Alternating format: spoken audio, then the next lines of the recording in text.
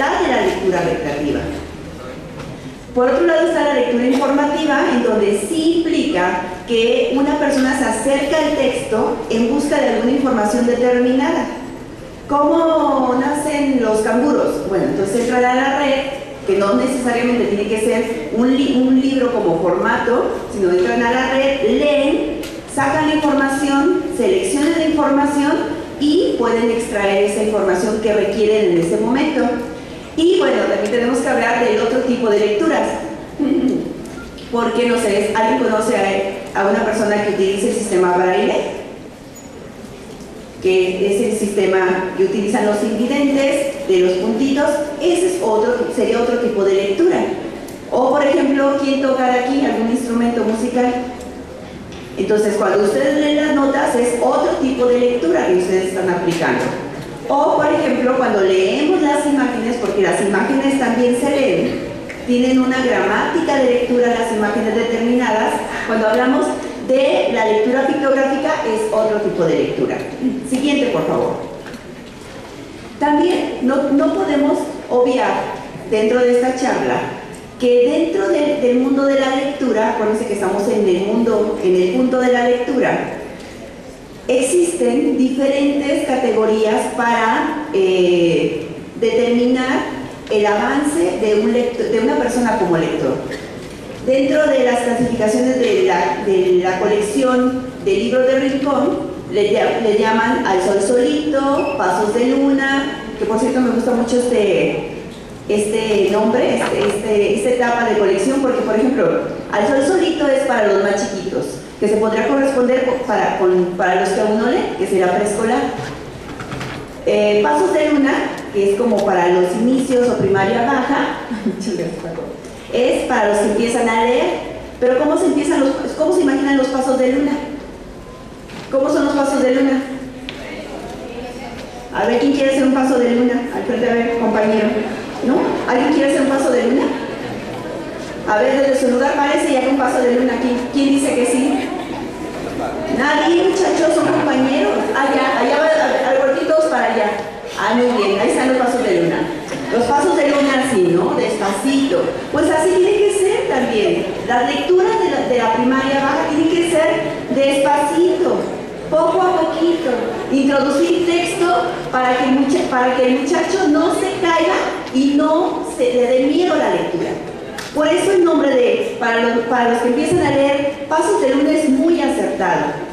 ¿Qué se corresponde con los que comienzan a leer, con los que comienzan a adquirir ese alfabeto que nosotros estamos transmitiendo a través de la educación?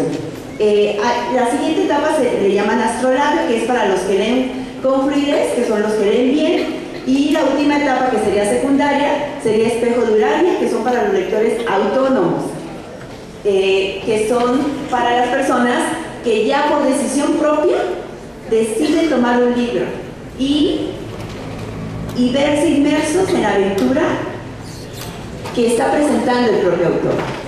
Siguiente, por favor. Ahora vamos a hablar un poco de los formatos de libros para niños. Estábamos hablando de las etapas lectoras, de los tipos de lectura, pero también tenemos que dejar aquí muy claro que no todos los libros son literarios. Cuando nosotros decimos y vamos a una librería, sin decir marca, es que le compré un libro de Disney a mi hijo porque quiero que sea un gran lector, bla, bla, bla. A ver, un momento. Un libro no implica que estés formándolo como lector. Estás acercándolo al libro como objeto, de manera indiscutible. Pero ahí estarías más bien comprando un producto de marketing. El niño escogió ese libro porque le gusta La Sirenita o Frozen o ¿qué más? O lo más actual que haya de Disney, ¿no? Adelante, por favor. Primero, el primer tipo de libro es el libro objeto o el libro juguete. Son libros que a veces tienen un muñequito pegado o una pelotita o un objeto ahí pegado que no necesariamente tienen un texto. A veces este tipo de libros se asocian mucho también con los libros para bebés, libros de tela, de plástico, que el niño empieza a hojear, muy importantes en el acercamiento al niño con el libro, con el objeto cultural libro. Pero el primer paso de la formación lectora, pero no todavía formándolos como lector. Este tipo de libros ustedes los pueden encontrar en el espacio de librerías que dice literatura para niños, pero en realidad esto no es literatura. Esto es un libro que acerca al niño con el objeto cultural libro y lo enseña, por ejemplo, a pasar las hojas, a hojear un libro, porque el niño se pone a leer en latina, de clásico, bla, bla, bla, pero no es literatura. Siguiente, por favor. Hay otros libros que son los que les decía, los libros de consumo mercadotécnico, o los libros más media, que son libros que se elaboran a partir de un boom de película o de caricaturas. Si un niño decide comprar ese libro, si ustedes le compran un libro, este tipo de libros a un niño, lo pueden comprar por supuesto, pero ustedes deben de tener conciencia de que no los están formando literariamente, porque ahí, más que estar comprando un libro, están comprando a Toy Story o a Frozen o bla bla bla. Es decir, es como si le compraran un muñeco de peluche de Toy Story, del muñequito de Toy Story, no el libro en sí. Siguiente, por favor. Hay otros libros muy interesantes que se empieza a poner interesante, que son los libros móviles o animados. ¿Quién conoce este tipo de libros?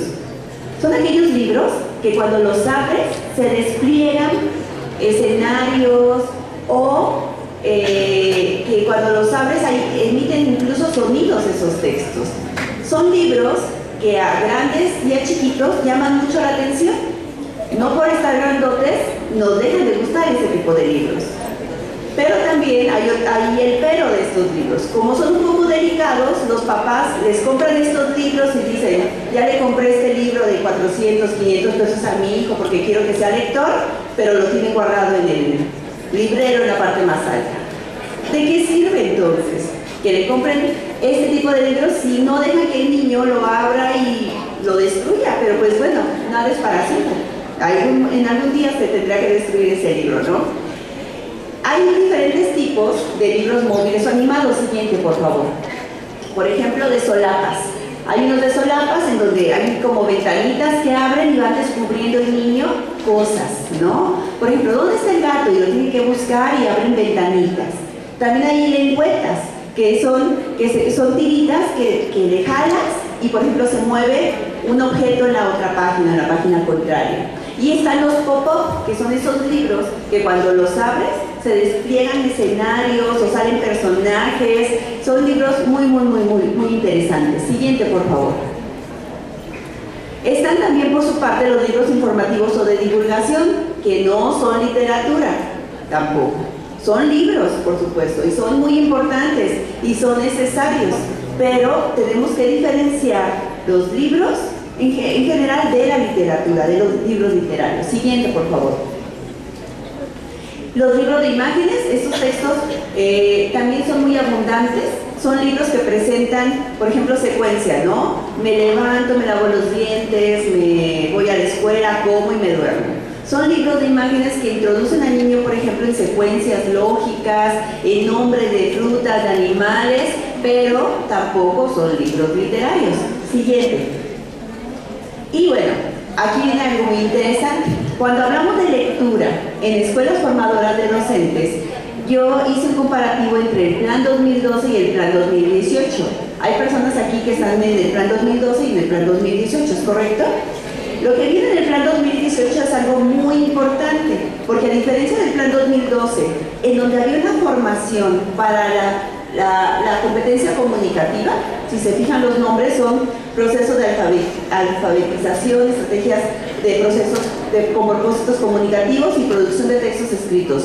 Todo eso está enmarcado en la competencia comunicativa, a diferencia de 2018, en donde ya aparecen espacios curriculares dentro de la malla curricular como el desarrollo de competencias lectoras y un espacio que va a ser muy importante para la formación de docentes, que es un espacio de literatura como tal.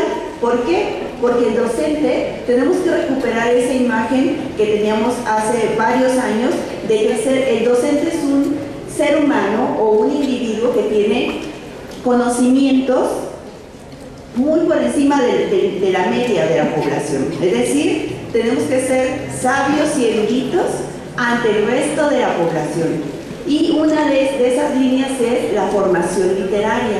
La literatura, además de desarrollar habilidades como la imaginación, la creatividad, también va ampliando la formación estética en el ser humano, entre ellos, por supuesto, el docente. Siguiente, por favor.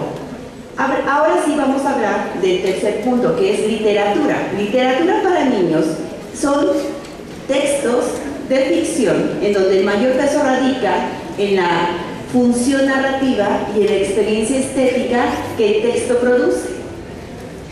No hay podría haber una intención informativa, podría haber los otros tipos de lecturas que vimos anteriormente, pero su función principal y su intención es una experiencia estética. Puede estar acompañada o no por ilustraciones, y por supuesto que en el concepto de literatura para niños entran poesía, narrativa y teatro, no solamente narrativa. De repente pensamos también que la literatura para niños son los cuentos nada más. No, como docentes también tenemos que inculcar que conozcan los niños y también ustedes, por supuesto, los otros géneros, la poesía y el teatro también. Siguiente, por favor. Dentro del concepto de literatura infantil o literatura para niños, tenemos los libros ilustrados, que son diferentes a los libros con imágenes. ¿Se acuerdan que lo vimos? El de las secuencias, el de los nombres de las frutas, nombres de animales. Aquí hay un texto narrativo y hay imágenes que repiten lo que dice el texto narrativo. Por eso puse la imagen de Caperucita. En el texto de Caperucita nos dice: Caperucita se fue al bosque, bla bla bla, su mamá llegó a la casa de la abuela, estaba el lobo en camisón y le preguntó. Y esa imagen es del texto original de Charles Perrault. Esa imagen lo que hace es repetir lo que ya dice el texto escrito. No hay un aporte en la imagen. Repite, entra al bosque, entra a la casa, se encuentra el lobo, la imagen va repitiendo lo mismo que dice y lo acompaña al texto escrito. Siguiente.